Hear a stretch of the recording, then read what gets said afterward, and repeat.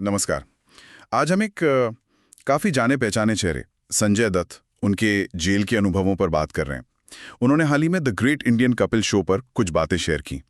हमारे पास इसी पर एक लेख है, तो आज हम समझेंगे कि एक सेलिब्रिटी की नज़र से जेल की जिंदगी कैसी दिखती है, मतलब क्या है उनका पर्सपेक्टिव।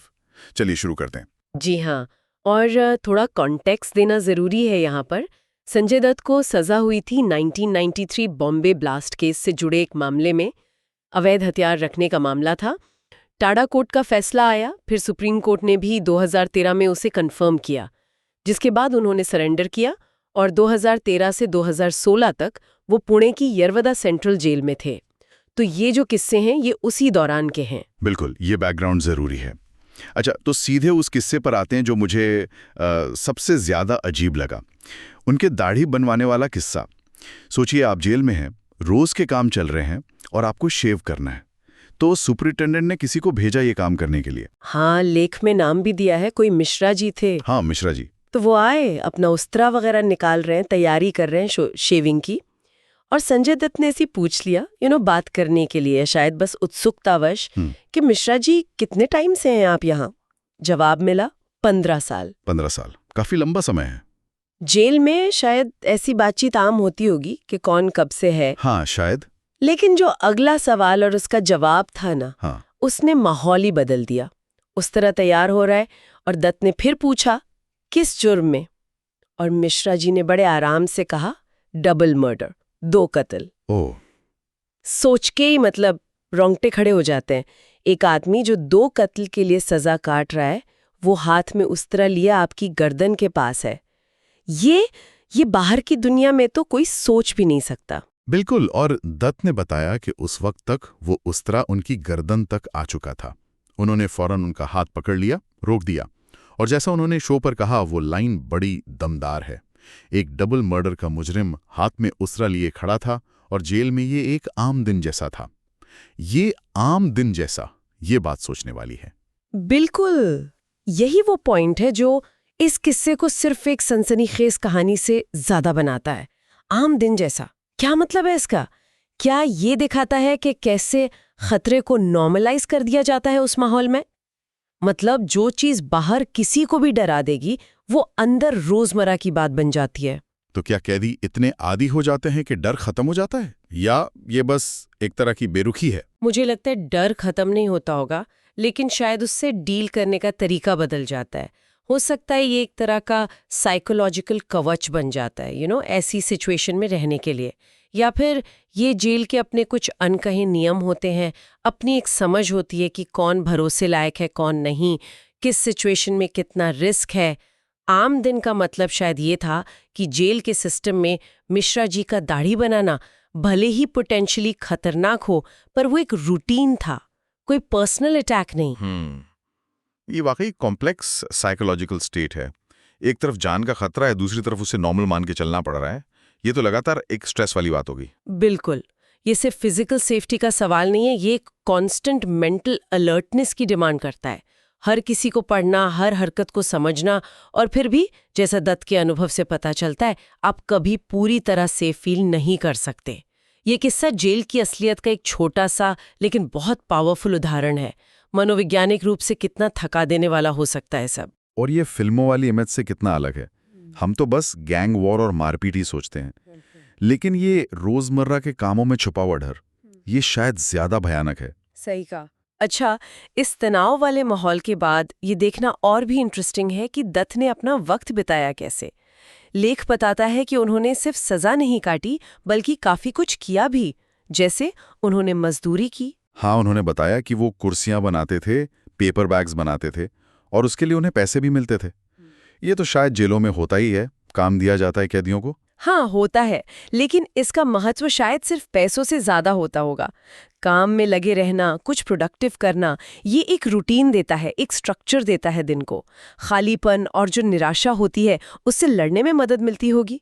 लेकिन संजय दत्त के केस में बात इससे भी आगे गई। सही कहा आपने, क्योंकि जो उन्होंने किया वो शायद उतना आम नहीं है।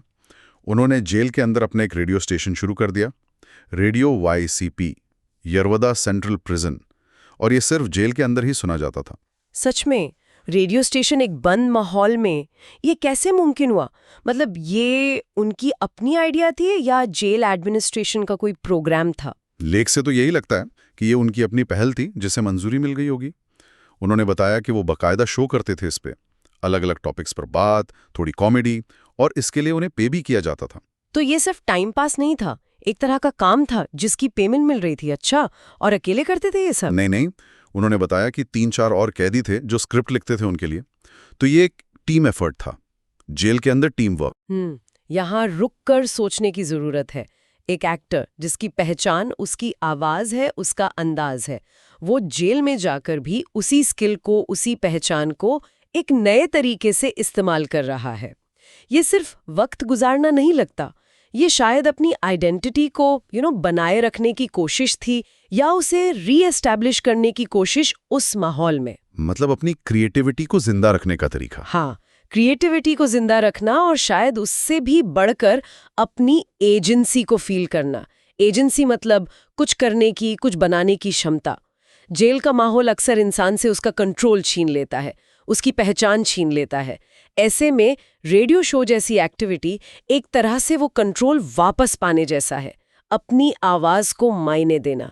ये दिखाता है कि इंसान की क्रिएटिविटी और पहल कैसे मुश्किल हालात में भी रास्ता निकाल लेती है। और बात यही खत्म नहीं होती। रेडियो के अलावा एक थिएटर ग्रुप भी शुरू किया उन्होंने, वो खूब डायरेक्टर थे। थिएटर ग्रुप जेल में? ये तो और भी अनोखी बात है। हाँ, और एक्टर्स कौन थे पता है? लेख के मुताबिक मर्डर के दोषी। सोचिए जरा, एक फिल्म डायरेक्टर मर्डर के सजा याफ्ता कैदियों को एक्टिंग सिखा रहा है, जेल में नाटक कर रहा है। ये तो जेल की पूरी इमेज ही बदल देता है जो हमारे दिमाग में है। सिर्फ उदासी, सजा, खालीपन। यहाँ तो ऐसा लग रहा है जैसे क्रिएटिविटी का एक हब बन गया था। Radio, scripting, acting, direction. बिल्कुल ऐसा लगता है उन्होंने जेल के अंदर अपनी एक छोटी सी दुनिया बना ली थी, जहां वो वही कर रहे थे जो वो बाहर करते थे, कहानी कहना, एंटरटेन करना, लोगों को जोड़ना। अगर हम इसे बड़े पर्सपेक्टिव में देखें तो इन एक्टिविटीज का क्या महत्व रहा होगा? सिर्फ संजय दत्त के लिए नहीं, बल्कि उन कैदियों के लिए भी जो इसमें शामिल थे, जो स्क्रिप्ट लिख रहे थे, एक्टिंग कर रहे थे। शायद उन्हें अपना टैलेंट दिखाने का मौका मिला हो, शायद एक टीम का हिस्सा होने का एहसास हुआ हो, शायद कुछ देर के लिए वो अपनी असलियत से बाहर निकल पाए हों। ये रिहैबिलिटेशन के पॉइंट ऑफ व्यू से भी बहुत महत्वपूर्ण हो सकता है। ये एक बड़ा जरूरी पॉइंट है। हम अक्सर जेल को सिर्फ सजा की जगह देखते हैं, सुधार की नहीं। पर क्या ऐसी एक्टिविटीज सुधार में मदद कर सकती हैं? क्या ये कैदियों को समाज में वापस लौटने के लिए कुछ स्किल्स या कॉन्फिडेंस दे सकती हैं? ये एक बड़ा सवाल है और इस पर अलग अलग राय हो सकती है, लेकिन इसमें कोई शक नहीं कि क्रिएटिव एक्सप्रेशन और ग्रुप एक्टिविटीज में शामिल होना मेंटल हेल्थ के लिए अच्छा होता है। ये जो पर्पसलेसनेस की फीलिंग होती है ना जेल में, उससे लड़ने में मदद मिलती है। दत्त का ये अनुभव दिखाता है कि कैसे आर्ट और क्रिएटिविटी मुश्किल हालात में भी उम्मीद और मकसद जगा सकती हैं। तो एक तरफ वो डरावना दाढ़ी वाला किस्सा, दूसरी तरफ ये क्रिएटिव दुनिया। जेल की दो बिल्कुल अलग चेहरे दिखते हैं। हाँ, और ये दिखाता है कि अनुभव कितना मल्टी लेयर्ड हो सकता है, सिर्फ ब्लैक या व्हाइट नहीं होता।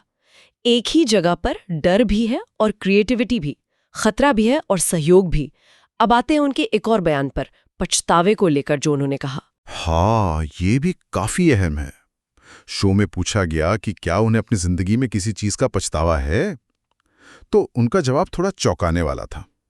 उन्होंने कहा, नहीं, किसी बात का पछतावा नहीं है। किसी बात का नहीं मतलब इतनी उतार चढ़ाव वाली लाइफ, जेल जाना और फिर कहना कि कोई रिग्रेट नहीं है, ये अपने आप में बड़ी बात है। लेकिन उन्होंने एक एक्सेप्शन बताया। कहा, सिवाय एक बात के कि उनके पेरेंट्स नरगिस जी और सुनील दत्त साहब वो बहुत जल्दी चले गए। उनकी बहुत याद आती है और बस उसी का मलाल है। तो ये कॉन्ट्रास्ट देखिए, लाइफ के बड़े इवेंट्स, गलतियां, सजा, उन पर पछतावा नहीं, लेकिन माँ बाप को खोने का दर्द वो सबसे ऊपर है। क्या मतलब निकालें इसका? क्या ये सिर्फ एक डिप्लोमेटिक जवाब है पब्लिक में बोलने के लिए, या इसके गहरे मायने हैं? क्या ये एक्सेप्टेंस है कि जो हुआ सो हुआ, अब उस पर अफसोस क्या करना? ये कई चीजों का मिक्स हो सकता है। एक लेवल पर ये शायद लाइफ को लेकर एक फिलॉसफिकल नजरिया दिखाता है कि अनुभवों से सीखो, उन्हें अपनी जर्नी का हिस्सा मानो, बोझ नहीं। हो सकता है जेल के अनुभव ने ही उन्हें ये नजरिया दिया हो। या फिर ये इस बात पर जोर देता है कि पर्सनल रिश्ते और इमोशनल लॉस का दर्द वो अक्सर सोशल नतीजों या गलतियों के एहसास से कहीं ज्यादा गहरा होता है। ये भी एक बहुत वैलिड पॉइंट है। हो सकता है उनके लिए पेरेंट्स का न होना लाइफ का सबसे बड़ा खालीपन हो, जिसके सामने बाकी सब मुश्किलें, शायद जेल की सजा भी छोटी लगती हों। पछतावा शब्द भी यहाँ नोट करने वाला है। हो सकता है वो अपनी गलतियों के नतीजों को स्वीकार करते हों, पर पछतावा या रिग्रेट वो उस इमोशनल दर्द के लिए रखते हों जो अपनों के खोने से जुड़ा है। तो ये पर्सनल प्रायोरिटी की बात है कि हम किसे ज्यादा वेटेज देते हैं, अपनी गलतियों को या अपने लॉस को। बिल्कुल, और ये दिखाता है कि सेल्फ रिफ्लेक्शन कितना सब्जेक्टिव होता है। हर इंसान अपनी लाइफ को अलग तरह से देखता है। कोई बाहर वाला तय नहीं कर सकता कि किसे किस बात पे पछतावा होना चाहिए या नहीं। दत्त का ये बयान हमें उनकी पर्सनल इमोशनल दुनिया की एक झलक देता है, जो शायद पब्लिक लाइफ की उथल-पुथल से काफी अलग है। तो अगर हम इस पूरी बातचीत को समेटें इस एक लेख से और हमारी चर्चा से, संजय दत्त के जेल जीवन के कई इंटरेस्टिंग पहलू सामने आए हैं। हाँ बिल्कुल। सबसे पहले तो जेल की वो हार्ड रियलिटी, वो अप्रत्याशित, कभी-कभी जानलेवा लगने वाली सच्चाई, जैसा उस दाढ़ी वाले किस्से में दिखा, जहाँ खतरा नॉर्मल माना जा सकता है और हर पल अनिश्चितता है। फिर उसके बिल्कुल उलट, इंसान की वो हिम्मत और ढल जाने की काबिलियत, रेडियो स्टेशन चलाना, थिएटर ग्रुप बनाना, ये दिखाता है कि कैसे मुश्किल हालात में भी इंसान मकसद ढूंढता है, क्रिएटिविटी दिखाता है, यहाँ तक कि एक कम्युनिटी बनाने की कोशिश करता है। ये सिर्फ टाइम पास नहीं था, शायद अपने वजूद को मायने देने का तरीका था। और तीसरा, पछतावे पर उनका नजरिया। बड़ी घटनाओं, गलतियों पर पछतावा नहीं, लेकिन माँ बाप के जाने का गहरा मलाल। ये हमें पर्सनल वैल्यूज, इमोशनल प्रायोरिटीज और सेल्फ एक्सेप्टेंस की कॉम्प्लेक्सिटी के बारे में सोचने पर मजबूर करता है। ये सब जानकर ऐसा लगता है कि जेल सिर्फ सजा काटने की जगह नहीं है। ये एक ऐसी छोटी दुनिया है जहां इंसान के नेचर के सबसे बुरे और सबसे अच्छे दोनों पहलू सामने आ सकते हैं। डर भी है, हिम्मत भी, खतरा भी है, क्रिएटिविटी भी। बिल्कुल सही कहा।